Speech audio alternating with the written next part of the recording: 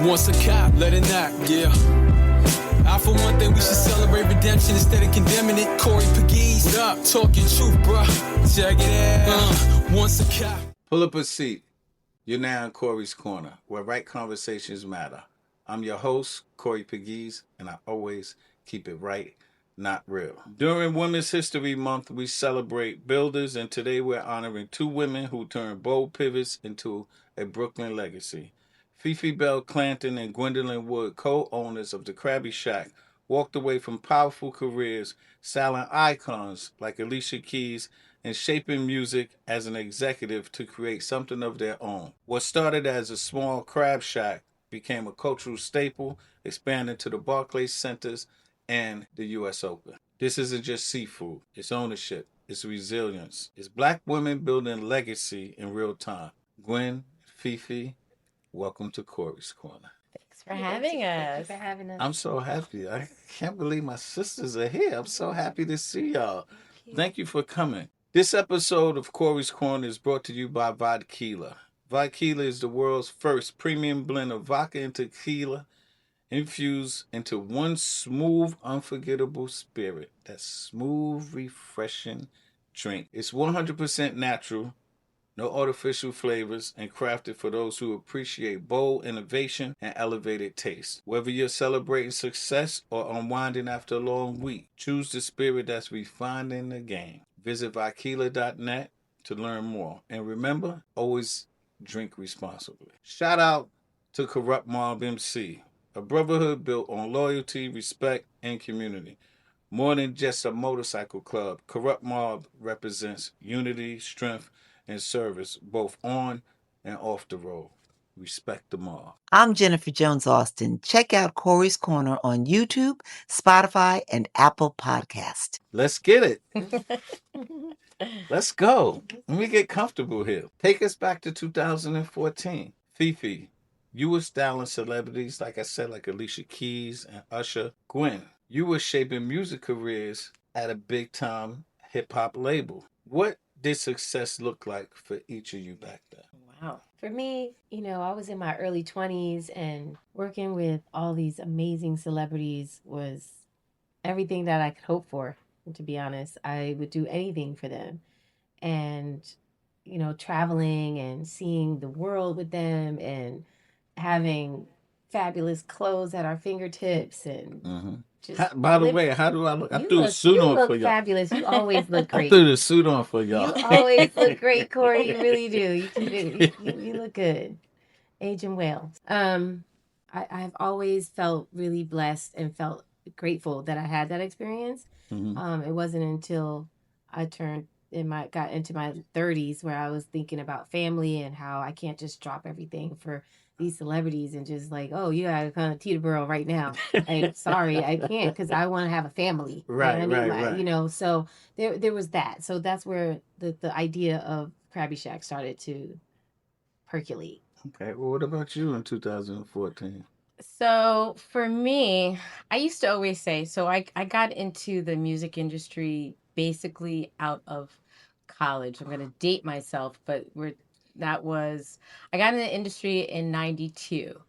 And I used to say that I never attended a resignation party or a retirement party. I never attended a retirement party in the music industry. Everyone just got phased out. So I knew that there had to be another part of my life. I knew that I was not going to get old in the music industry. So as time went on, I started, thinking more and more about my future.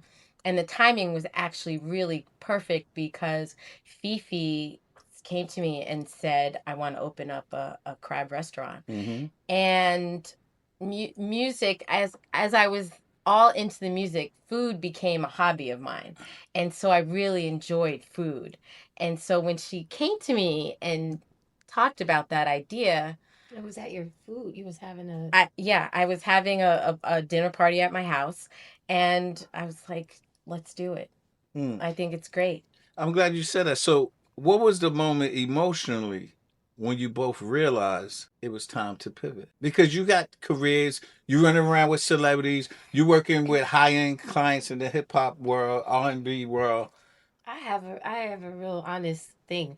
What that happened with me, I was on set and we was doing Beyonce had a clothing line called House to Dairy On, and the makeup artist and the hairdresser was having this conversation, and they were like 3, 4 years older than me at the time, Mm-hmm. and they were complaining about not having a relationship, not being able to settle down, not doing all those things. And I remember saying, I'm not going to be you. I can see what this is going to be like. And I wanted a baby so bad. And I wanted Right. like that whole thing so bad that I started to consciously switch and Mhm. shift and say, I'm going to do something for myself. Right. And what are you good at other than fashion and being Mhm. fabulous? Okay. I said, what are you good at? I am good at, I love crab, and anything that you start from a place of love, I feel like you can. I love crab so much at the time. I Right. still love it, but I was Mhm. like in love Right, with the right. species. And then when Gwen was cooking so much and loving cooking, I was going to all her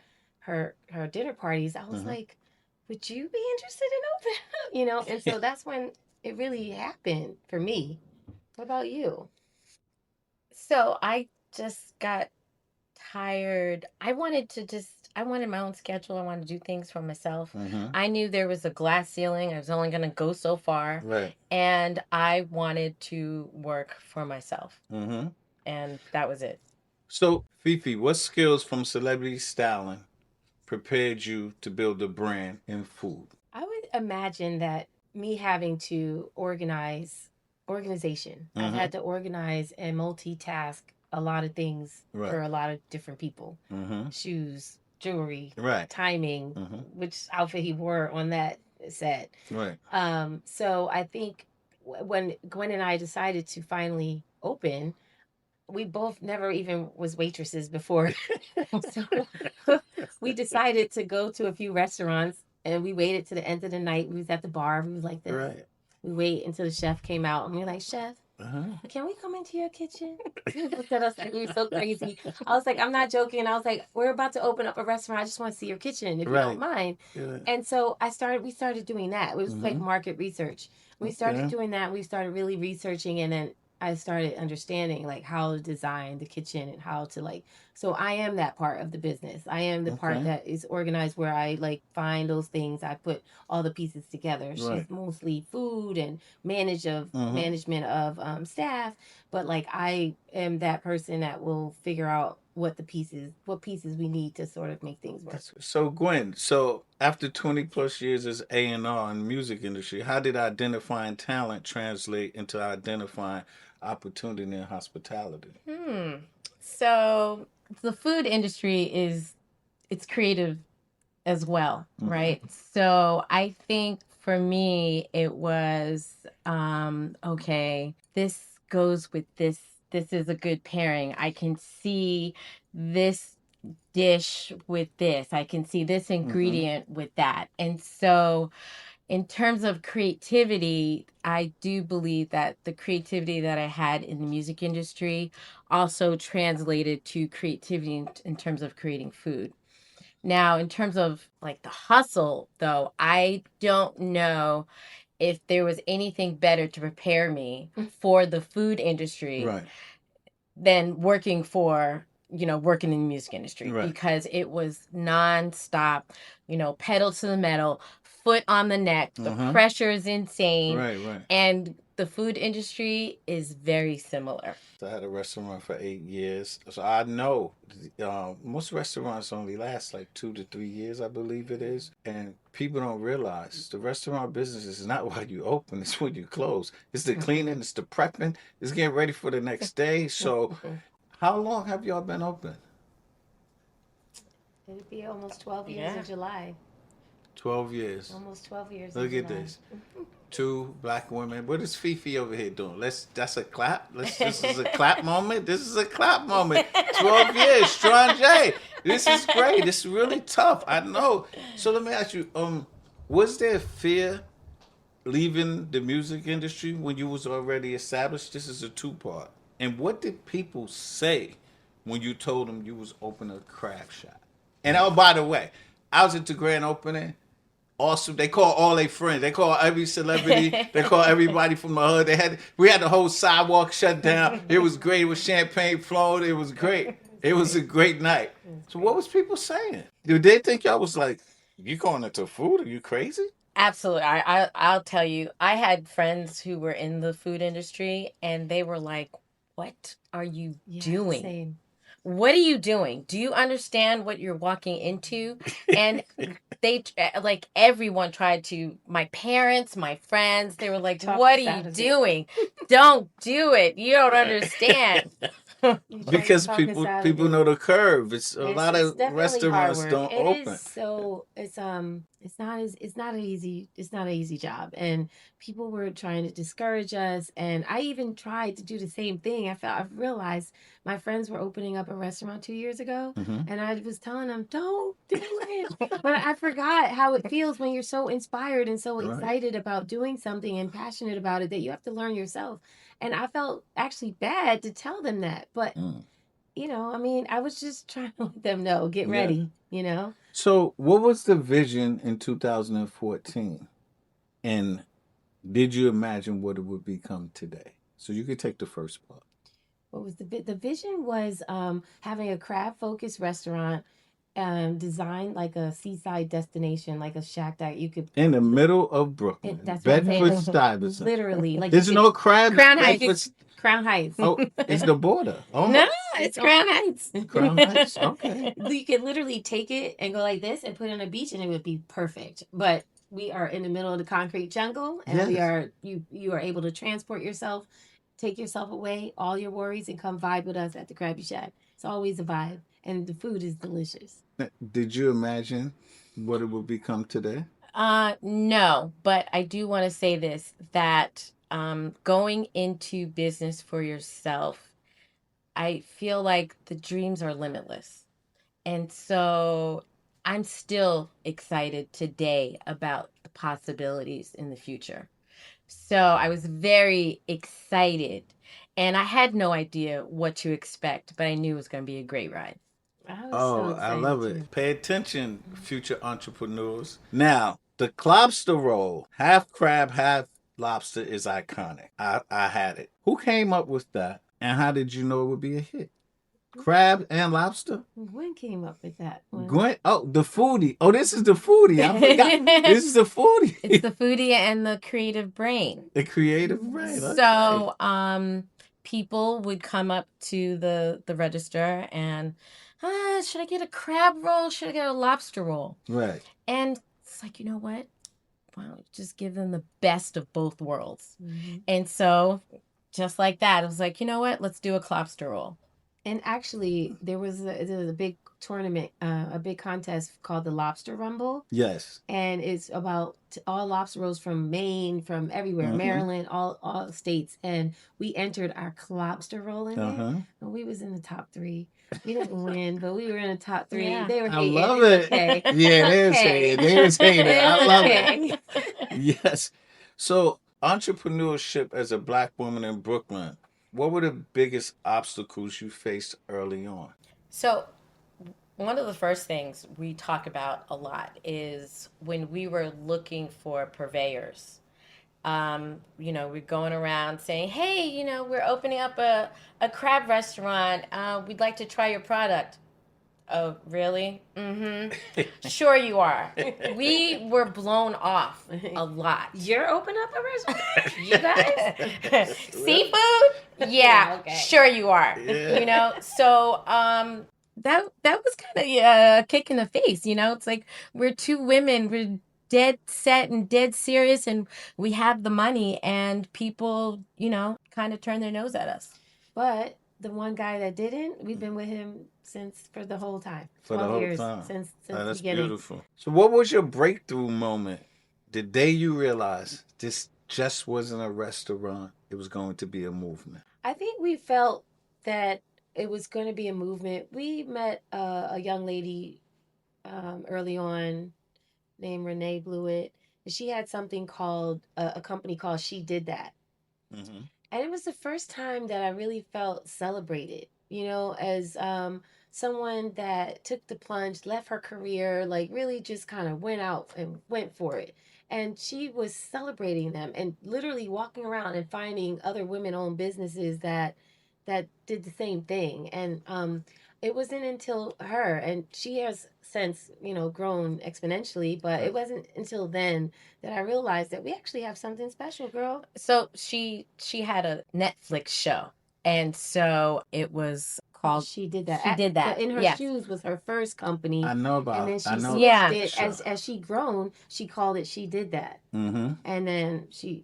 So we did this Netflix show, and we realized then, we got a lot of great feedback, and felt really part of a community as well, because we realized there's so many, especially in Brooklyn, even the metro areas, how many Black women were taking that plunge. Also, so many women have left the corporate America or left working for someone, Right. and there was this whole wave of Black women wanting to be entrepreneurs, and we became like this whole network.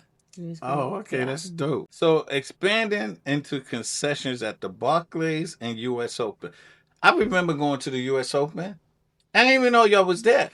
And so I'm with my son, and we're walking through, and I think Che was there. He was working. He was working. Yes, sir. Yeah. So I'm like, yo, Che, what are you doing here? He's like, Mom, restaurant is down around the corner.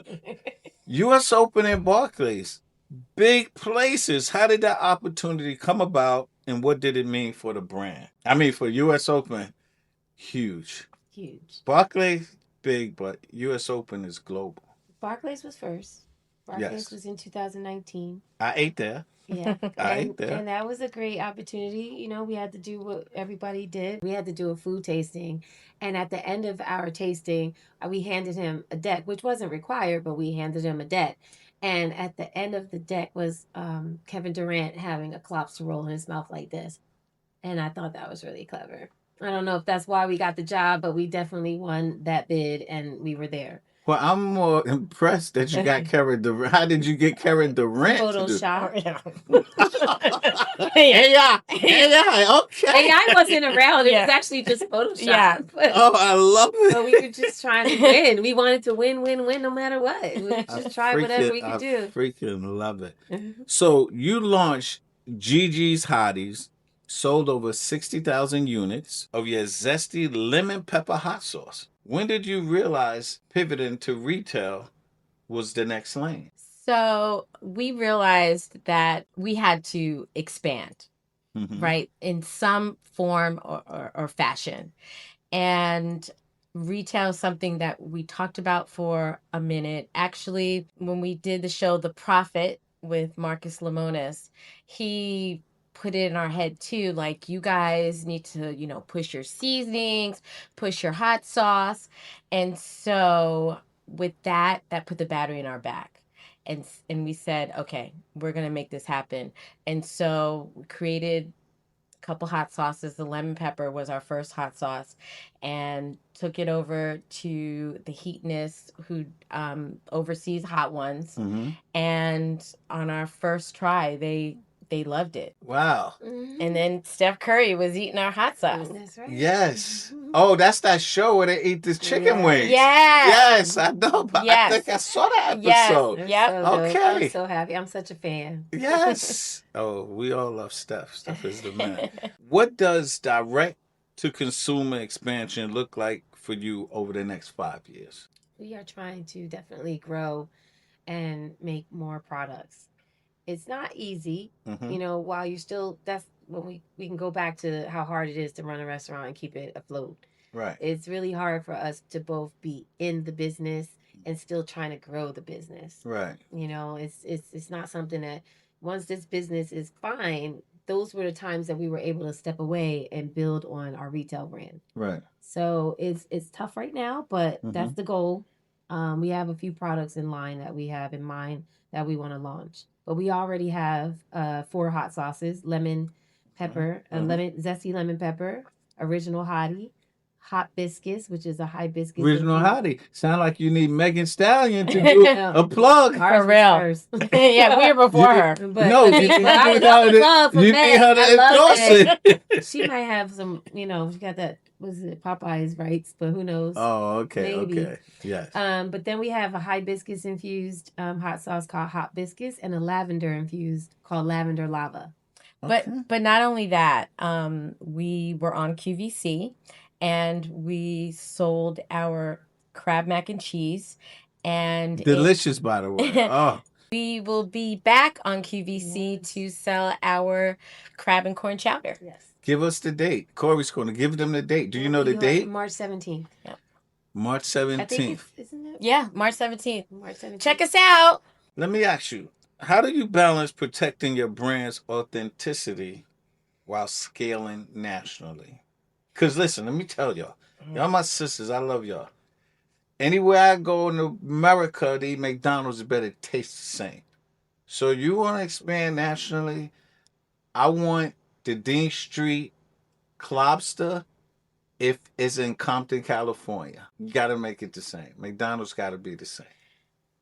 So that's actually very difficult, but we're working on it. So just to give an example, we did a pop-up for a week in Japan, and we were serving our crab rolls. The crab that we were serving in the States, It's we different. could not find in Japan. And it was so hard. And I mean, we like scoured, the Far East. We got something not the same. Well, So- McDonald's in Europe is not the same in America. No, I you're think right. McDonald's in Japan is so much better. Yeah, Yes. it absolutely is. Absolutely is. So that is definitely a struggle of, trying to be consistent, and that's one of the hardest things.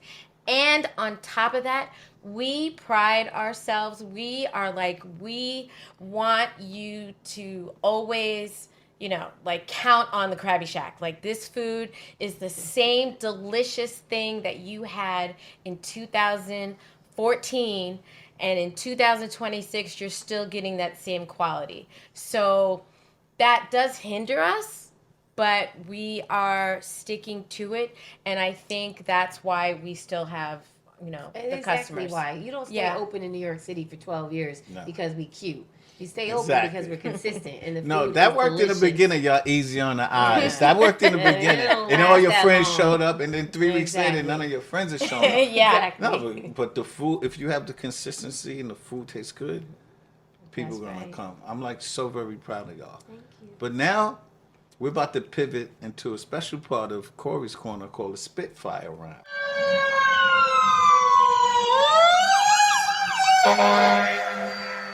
Well, I'm going to ask you 10 rapid fire questions. You're going to answer yes, no, or maybe both. I'm going to ask you these questions, and then I'm going to ask you a couple of questions by yourself and you. It's a fun game.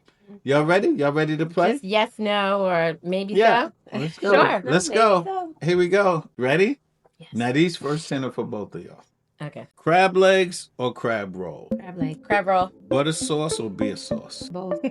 Butter. Barclays Center or U.S. Open? U.S. Open. U.S. Open, hands down. Brooklyn summer or Brooklyn winter? Brooklyn. Brooklyn Summer. Early bird or night owl? Night owl. CEO energy or creative energy? Creative energy. CEO.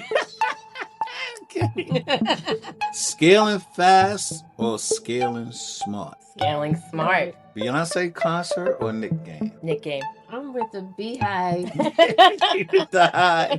Business partner or sister? Oh, sister. Legacy or wealth? Wealth. Well, Wealth. Fifi, I'm going to ask you a couple of questions by yourself. Styling celebrities or plating seafood? plate and seafood. Fashion week or restaurant week? Still a lot of fun. Fashion week. Heels or sneakers in the kitchen? Sneakers in the kitchen. Okay, Gwen, couple for you. Okay. Studio session or lunch rush? Oh, lunch rush. Negotiating contracts or negotiating crab prices? Negotiating contracts. More Fun. commission, Yeah, right? yeah. Thanking you for participating in the Spitfire round. wasn't bad, right? Oh, that was good. That was Okay. fun. That was fun. Okay, now, before we move forward, let me take you somewhere for a second. Everything we talk about on this show is about power, accountability, loyalty, and redemption. It's not just a conversation for me. I lived it, I earned it, I survived it. I wrote this best-selling book called Once a Cop, The Street, The Law, Two Worlds, One Man. I've seen both sides of the system. I walked the street, I worn a badge. I carried the weight of decisions for people to change their lives. That's why I wrote Once a Cop. It's not just a book, it's the raw, unfiltered, with the journey of the corners from Queens, New York to the high level offices in One Police Plaza, headquarters for the New York City Police Department. And the book was also turned into a feature documentary called A Cops and Robbers Story, which pretty much buttons up the entire book and my life. If you haven't seen the documentary or read the book, please check it out and email me at oncoryscorner@gmail.com to let me know your thoughts. Now, word from our sponsors. This is not your average vodka. This is Vodkila, a decade of cultured excellence. The best of both worlds, the true taste of victory. A delicious dyad spirit, the world's finest blend of vodka and tequila. Vodkila, the perfect blend. From rooftop parties to quiet moments with friends, Vodkila brings the flavor, the fire, and the unforgettable. So pour it, share it, live it. Vodkila. Visit vodkila.net and order yours today. Gwen, as the president of the local Merchants Association, what responsibility do you feel as a Black woman business leader in Brooklyn? So I was a little reluctant to come on board, but I thought about it and realized how important it is to have representation. And especially with Crown Heights, which is becoming more gentrified, and Black businesses are disappearing. And so I was like, you know what? I need to do this. I need to represent Franklin Avenue. I need to represent the Crabby Shack. I need to make sure that, our voice is being heard, and that I realized I had a responsibility, and I stepped up to the plate. That's good. So, hosting gatherings, hiring locally, giving back, how intentional is community in your business model? Is it a strategy, heart, or both? It's both. We hire within the community all the time. We definitely have events for the community. Mm-hmm. We welcome the community to our store. That sidewalk party y'all have, We the welcome block they party y'all love have it. every summer. I love it. They love it. They It's like shut we now call it annual Crabby Shack. Yeah, I know. It's a thing now, so it's a thing where people look forward to, and I appreciate that so much. I mean, It's turning into like the Spike Lee block party over there, huh? That's right. I That's hope right. That's the hope. And wait until this summer, because we have open streets starting, and every other Saturday the block is going to be closed. And so yeah. Yep. We're going to be partying. That's one of these. That's one of these. Oh, I love it. During Women's History Month, what does it mean to be two Black women who built something sustainable, profitable, and rooted in the community? Either one of y'all can answer that, or both. Being Women's Month, being Black, and being a Black woman entrepreneur, it's everything that I am happy that I became. How about that? Like I'm so grateful that I had the drive and I was fearless and to take that plunge, because I'm proud of who I am, and I'm proud that I represent Black women in that way. But I'm also just proud that I don't have to work and answer to nobody but myself. You know what I'm saying? And so it means a lot to me. Yes. Thank you for celebrating us. Just to add to it, it's also just the example to future entrepreneurs, right? And to people that look like us, and to say you can do it too. Yeah. We did it. And so can you. A question that the producer did not put on the cards, just running through my mind, is I know both of your husbands. Mm-hmm. What were your husbands thinking when y'all said, screw the music industry, we're about to open up a restaurant? Well, you know, Gwen, your husband was like my brother, so yeah, I could remember him whispering, yo, Gwen's opening this restaurant. Yeah, this restaurant opening up. Like, what was your husband saying? So Eddie Woods, he was like, you sure you want to do this? And so one of the things I didn't bring up before was walking away from a job. That means you're walking away from the 401ks and the direct deposits. Mm-hmm. You know, no matter what I did, if I showed up for work or not on Friday, every 2 weeks, I had a deposit in my bank account. Right. That was not the case anymore. Right. And so that absolutely affects the household.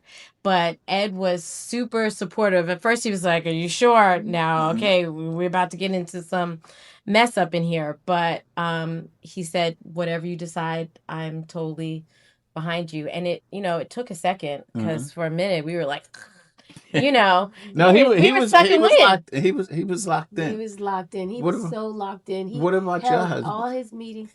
Well, let me just finish. Ed Woods had held all his meetings at our store. Yes, he did have. I forgot about that. You came a few times for meetings. Yes. I mean, sitting in that corner. I forgot about that. He started having all the meetings at the Crabby Shack. So wonderful, and I appreciate him so much for that. My husband was very supportive. He was kind of like, you think this one is going to be it? Because I started a doggy clothing line. I did body jewelry, and I just kept throwing all these ideas on the floor and whatever stuck. Right. But, I knew this one was going to stick because I loved it so much. And I had a good partner. Yes. Yeah. Let me ask you, and hopefully y'all can answer this. Who are Black women entrepreneurs, past or present, that inspired your journey? I have a real answer. She's now, her name is Trisha Lee. She's actually pivoted since she inspired me because she opened up a nail salon in my neighborhood. And then she has pivoted now to she is a very big mogul at real estate at the moment. Mm-hmm. She's on TV and just doing her thing. But at the time, she was opened up her nail salon, and I said, oh my gosh, if you can do it, I can too. She's not, I think we might be either the same age. She might even be younger than me. Mm-hmm. But I was very inspired by her, and I'll never forget that, how it made me feel. The minute I saw that and I told her, I was like, I'm doing it. And that's when I started writing the business plan for the Crabby Shack. Nice. Real deal. So I want y'all to answer this question. If a young Black woman watching Corey's Corner right now wants to pivot careers and start something bold, what advice would you give to her? So I think that it's very important to do your research.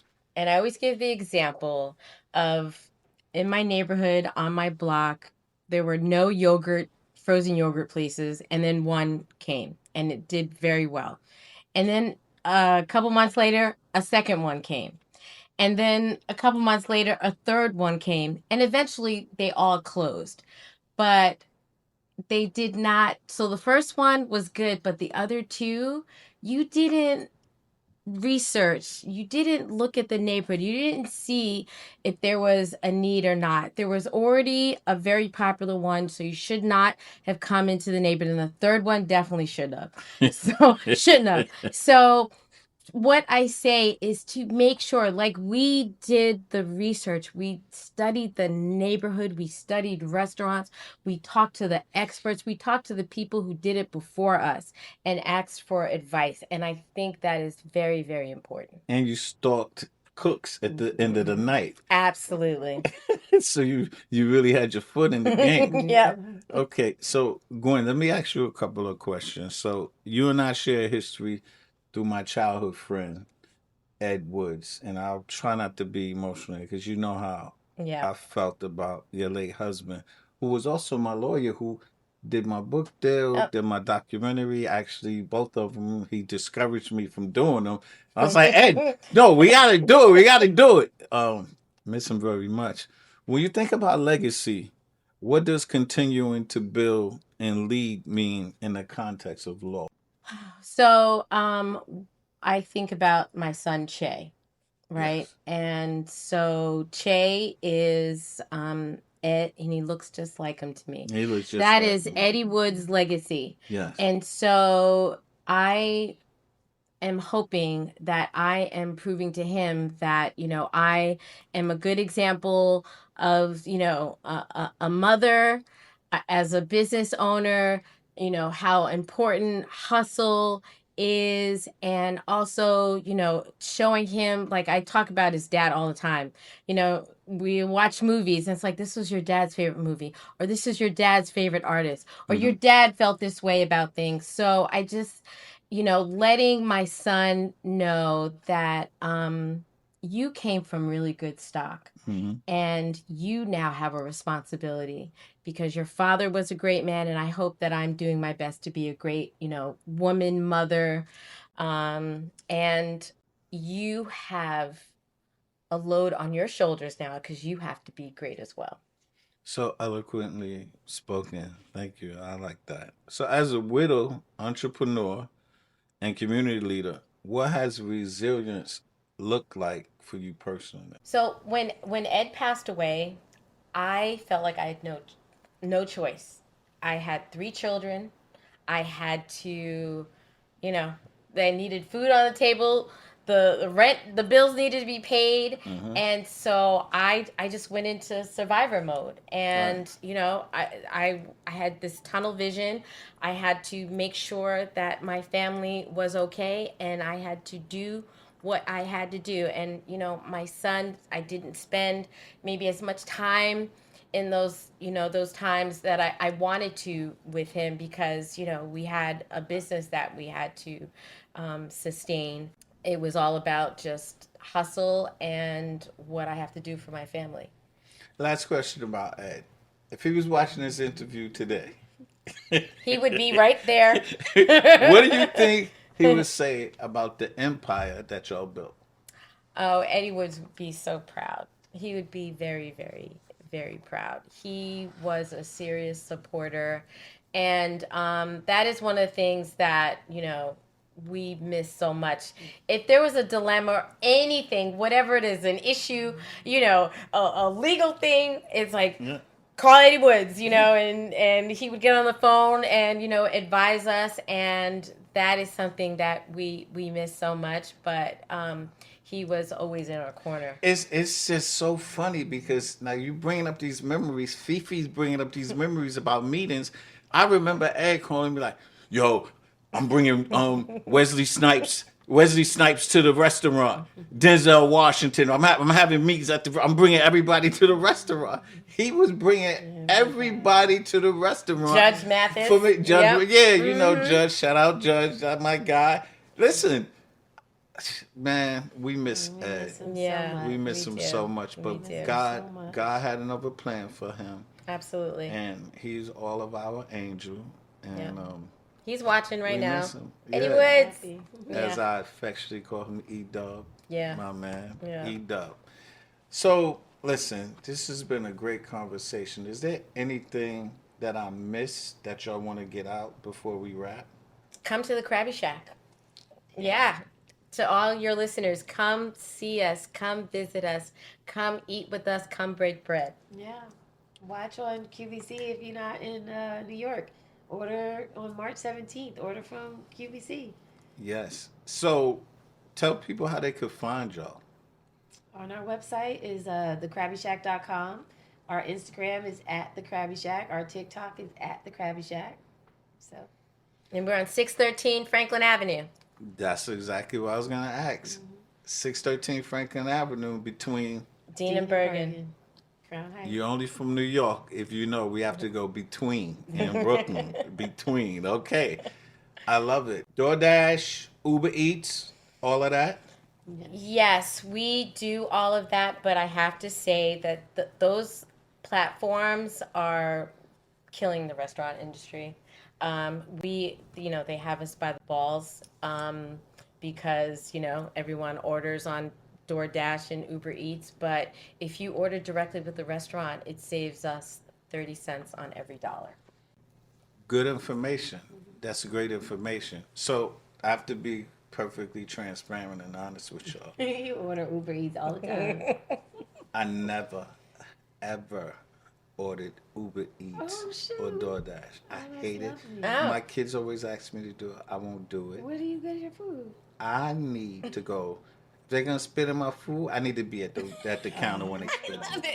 Nobody's gonna be driving around with my food. So that's listen.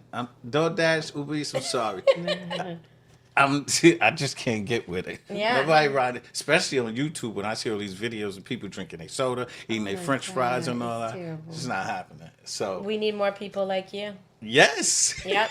more Pull people up. like me. Pull up. So what I love about this story is just not about a crab. This isn't just about hot sauce. This is about two black women who made bold pivots, who left industries where they were already successful and built something from scratch in Brooklyn, New York. That's power. Fifi, Gwen, thank you both for coming on the show. Gwen, on a personal note, watching you continue to build, lead, thrive carries a different weight for me because of the relationship that I had with E-Dub, Ed Woods. It's legacy in motion. I'm proud of what you ladies have built. I'm proud of the example that you have set and are setting. And I'm grateful that you shared your story with us. You could have been anywhere in the world, but you chose to come here. And Fifi, I'm not going to let you go without saying happy birthday to your husband, because today is his birthday. You chose to come here. I need you to look in that camera and say happy birthday to you. So give him a nice Corey's Corner birthday wish. Happy birthday, my love. I love you so much. Happy 50th. A big one. Welcome to the club, my brother. I'm grateful y'all shared the story again with us. It's truly been an honor to have you on Corey's Corner. I love you. I can't reach over, but I could give y'all a hug. Love y'all. Love you back. Coming soon, the Crabby Shack ladies have an ebook that we created just for you. It's an ebook that will help any entrepreneur out there that's stuck or feels very nervous about trying to start their own business. We give you a step-by-step chapters and question and answers on how and what you need to do just to start your business.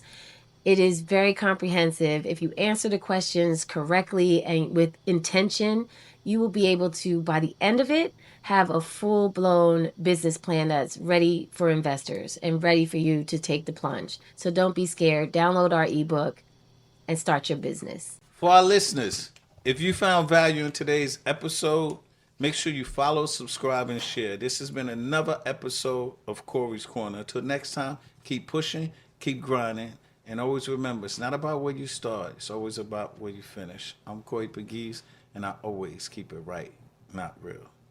Peace. Special thanks to our executive producer, our engineers, and much respect to Corrupt Mob for making Corey's Corner possible. Once a cop, let it knock, yeah. I for one thing we should celebrate redemption instead of condemning it. Corey Pegues, up, talking truth, bruh. Check it out. Once a cop, I used to hunt the